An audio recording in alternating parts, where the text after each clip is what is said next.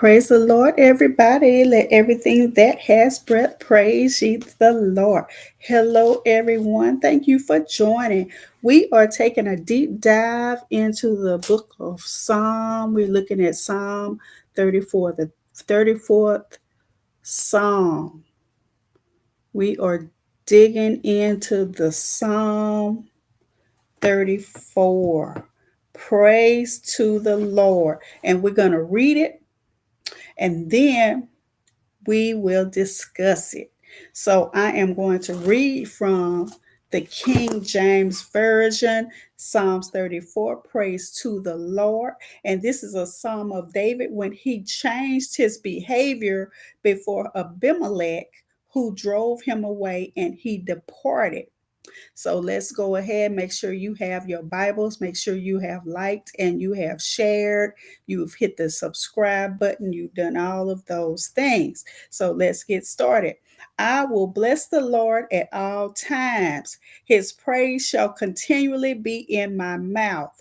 My soul shall make her boast in the Lord. The humble shall hear thereof and be glad. Oh, magnify the Lord with me, and let us exalt his name together. I sought the Lord, and he heard me and delivered me from all my fears. They looked unto him and were lightened, and their faces were not ashamed. Let me connect my power outlet, you all.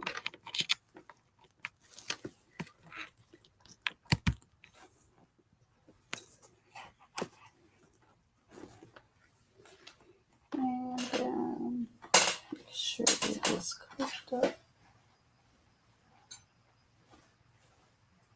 Yep. Okay, so that was 1 through 5. Now let's move on.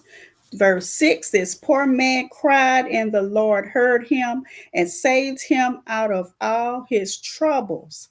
The angel of the Lord encampeth round about them that fear him and delivereth them. O taste and see that the Lord is good. Blessed is the man that trusted in him. Now, fear the Lord. This is verse 9. Oh, fear the Lord, ye his saints, for there is no want to them that fear him. The young lions do lack and suffer hunger, but they that seek the Lord shall not want any good thing. Come, ye children, hearken unto me. I will teach you the fear of the Lord. What man is he that desireth life and loveth many days, that he may see good? Keep thy tongue from evil and thy lips from speaking guile. Depart from evil and do good. Seek peace and pursue it. The eyes of the Lord are upon the righteous, and his ears are open unto their cry. The face of the Lord is against them that do evil, to cut off the remembrance of them from the earth. Now we have the cries of the righteous heard. The righteous cry, and the Lord heareth, and delivereth them out of all their troubles. The Lord is nigh unto them that are of a broken heart, and saveth such as be of a contrite spirit. Many are the afflictions of the righteous, but the Lord delivereth him out of them all. He keepeth all his bones, not one of them is broken. Evil shall slay the wicked, and they that hate the righteous shall be desolate. The Lord redeemeth the soul of his servants, and none of them that trust in him shall be desolate. So we have read from Psalms 34. Psalms 34. That was from the King James Version. Let's see here.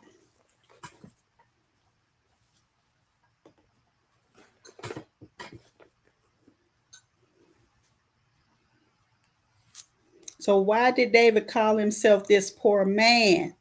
So if, as the title suggests, this psalm was written when David was a fugitive among the Philistines, he was living more by his wits than his assets. Furthermore, the Hebrew word David used for being poor indicates a lack of resources with which to care for oneself, not just money. God provided for David when he did not have the wherewithal to see his way through the oppressive circumstances that otherwise would have destroyed him. So that was Psalm 34 and 6. And then on Psalm 34 and 7, who was the angel of the Lord? Who was the angel of the Lord? Sometimes the angel of the Lord was indistinguishable from the Lord himself. Other times he was the messenger of the Lord who spoke or acted in God's name. Some think this verse may anticipate Jesus' continual presence with us. And we look at breaking the scriptures down a little bit. If someone is in need, does that mean that they don't fear God? Psalm 34, 9 through 10. A person's need does not indicate that he or she doesn't seek God enough. In fact, God consistently shows deep compassion for the poor and afflicted of society.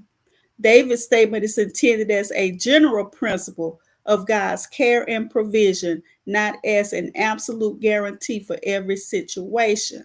And then, how does seeking peace help someone to see many good days? Psalm 34, 12 through 14. Some of the Psalms are wisdom literature, similar in character to Proverbs and Ecclesiastes. They express general truths that serve as guidelines for godly living. Following peaceful and helpful practices generally extends life more than warfare, brutally, and antagonism do. While all of us can think of peaceful people who died young, they are the exception rather than the rule. So, what does it mean for God's face to be against someone? Psalms 34 and 16. It's usually possible to tell a person's emotions from the expression on his or her face. Thus, God's face is used as a poetic way of describing God's favor or his judgment towards someone. A sign of God's blessing is that his face will shine.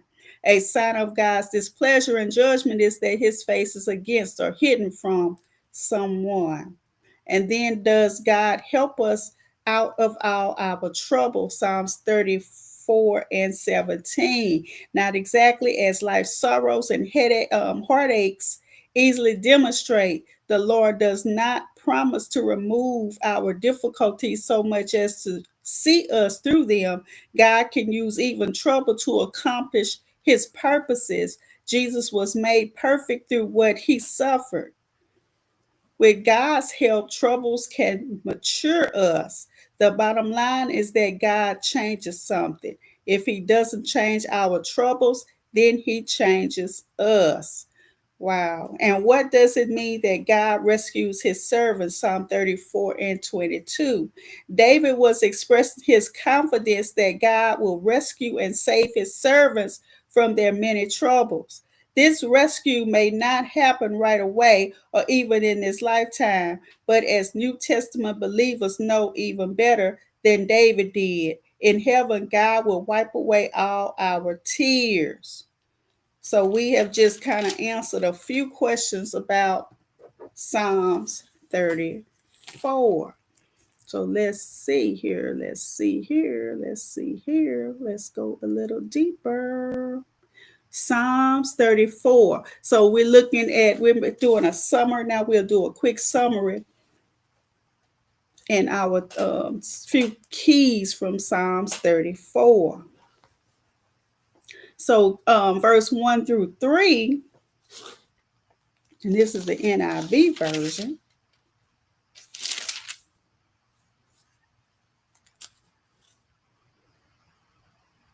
Okay, Psalms 34. This is again when David pretended to be insane before Abimelech, who drove him away, and he left. So 1 through 3 says, I will extol the Lord at all times. His praise will always be on my lips. I will glory in the Lord. Let the afflicted hear and rejoice. Glory the Lord with me. Let us extol his name together. So verse 1 through 3 was a continual praise. David opens with an invitation to worship, praising God at all times. A reminder that praise should not be circumstantial. So praise should be continual at all times. So let's look at verse 4 through 7. I sought the Lord and he answered me. He delivered me from all my fears. Those who look to him are radiant. Their faces are never covered with shame. This poor man called and the Lord heard him. He saved him out of all his troubles. So here is a deliverance from fear. From verse 4 through 7, David recounts how God delivered him from fear and his troubles. The angel of the Lord protects those who fear God. So let's look at verse 8 through 10. Taste and see that the Lord is good. Blessed is the one who takes refuge in him. Fear the Lord, you his holy people, for those who fear him lack nothing. The lions may grow weak and hungry, but those who seek the Lord lack no good thing.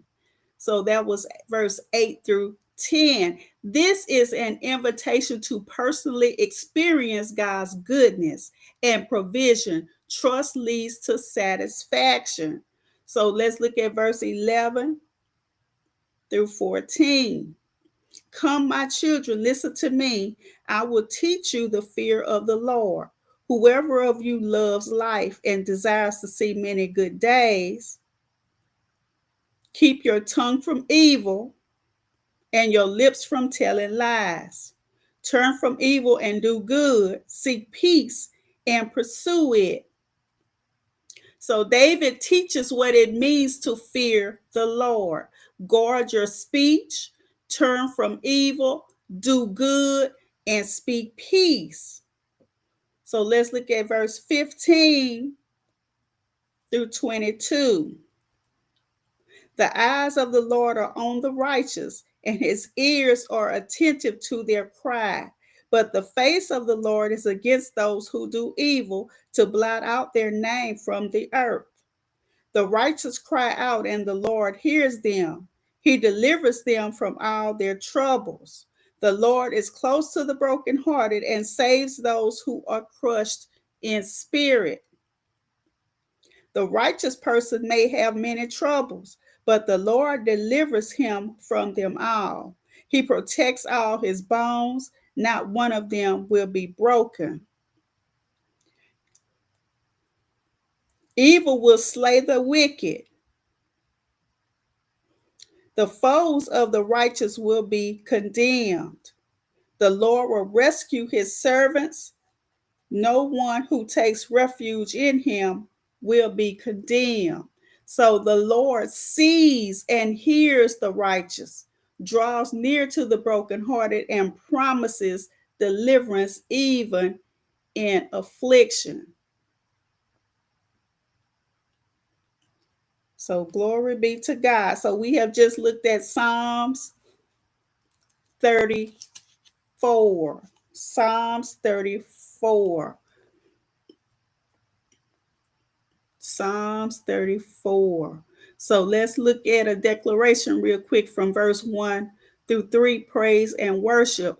I will bless the Lord at all times. His praise shall continually be in my mouth. I decree that my mouth is filled with worship, and I magnify the Lord above every circumstance in my life. So we have just gone over Psalms 34. We kind of broke it down. We have somewhat broken it down a little bit. And also I want to look at and I know you may be saying, okay, um what do you mean when you say that he pretended to be insane before Abimelech, who drove him away and left? Well, David pretending to be insane before Abimelech, also referred to as Achish, king of Gath, is recorded in the Old Testament and is the historical context behind Psalms 34. So if you go to 1 Samuel, verse 21, verse 10 through 15, and I'm going to read the King James Version just to give that context. And David arose and fled that day for fear of Saul, and went to Achish, the king of Gath. And the servants of Achish said unto him, Is not this David the king of the land? Did they not sing one to another of him in dances, saying, Saul hath slain his thousands, and David his 10,000s? And David laid up these words in his heart, and was sore afraid of Achish, the king of Gath. And he changed his behavior before them. So out of fear, he started acting like he was not all together. He started acting like his mind wasn't together. He changed his behavior before them and feigned himself mad. So he started acting like he was mad in their hands. And when we're not talking about anger, we're talking about just acting like he was mentally unstable, that he didn't know what he was doing. And he scrabbled on the doors of the gate and let his spittle fall down upon his beard. His spittle, that's the spit. He just started drooling. He's just acting like he's just not there at all. He's drooling, it's falling down his beard. Then said Achish unto his servants, Lo, ye see the man is mad. Wherefore then have ye brought him to me? Have I need of madmen, that ye have brought this fellow to play the madman in my presence? Shall this fellow come into my house? So he's just acting like he was mad. So why did David pretend to be insane? Well, he was fleeing from King Saul, who was trying to kill him out of jealousy. So David went to Gath, the hometown of Goliath, whom he had killed.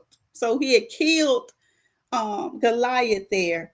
But he went back there, but it wasn't the safest place for him. So when the servants of Achish recognized David, so that's David, that's the same boy, same guy, and repeated the famous victory chant, because remember, David was chanting, he was so excited. Saul has slain his thousands and David his 10,000. So everybody was making that chant about David slaying Goliath, about David's victories. So David feared for his life. In response, he pretended to be insane. He was drooling, he was scratching the doors to appear harmless and mentally unfit. Chiefs, and that's Abimelech, dismissed him, saying he had no need for madman, and sent him away. Wow. So let's look at the names real quick. In 1 Samuel 21, the king is called Achish, Achish. In Psalms 34 and 1, David says it was when he changed his behavior before Abimelech. So when he said he changed his behavior before Abimelech in Psalms 34, he's talking about the king, the same king, Achish. Okay, so we kind of clarified that. So I pray that it blessed you, everybody. Come back again next time. Join us again next time as we continue on to cover the 34th Psalm. I pray that all is well. Have a wonderful and have a blessed day.